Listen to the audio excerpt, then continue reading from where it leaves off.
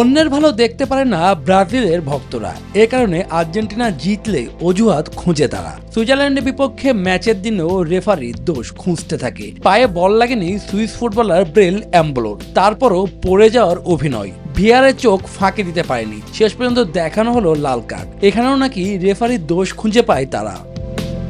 সম্পূর্ণ বিশ্ব অনুযায়ী মানে ছড়ায় গেছে চারপাশে, ফুল ওয়ার্ল্ডের সবাই, সব পাবলিক ফিগারসরা, নিউ ইয়র্কের মেয়র থেকে শুরু করে সবাই বলতেছে যে কিরকম রবারি হয়েছে। যুক্তরাষ্ট্রের এক নম্বর জিম চেইন গোল্ড জিম এখন আবারও বাংলাদেশে। বসুন্ধরা আবাসিক এলাকা ও বসুন্ধরা সিটি শপিং মলে।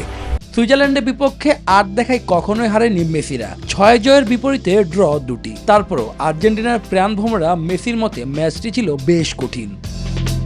আমরা জানতাম ম্যাচটি অনেক কঠিন হবে, তবে শেষ পর্যন্ত এই জয় আমাদের অনেক আনন্দ দিয়েছে। এটি খুবই দারুণ জয় ছিল।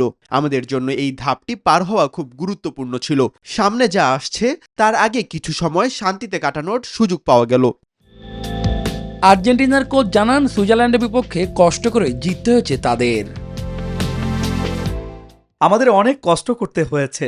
আমরা জানতাম তারা খুবই শারীরিক শক্তি নির্ভর একটি দল। তারা আমাদের কঠিন পরিস্থিতিতে ফেলেছিল এবং আমরা কোনো পরিস্থিতিতে সেখান থেকে বেরিয়ে আসতে পারিনি। ভাগ্য আমাদের পক্ষে ছিল, কারণ তাদের একজন খেলোয়াড় লাল কার্ড দেখে মাঠ ছাড়ে। এরপর দল আক্রমণাত্মক হয়ে ওঠে।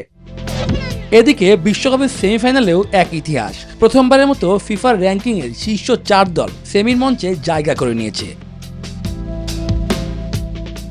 শুভদেবনাথ, নিউজ 24।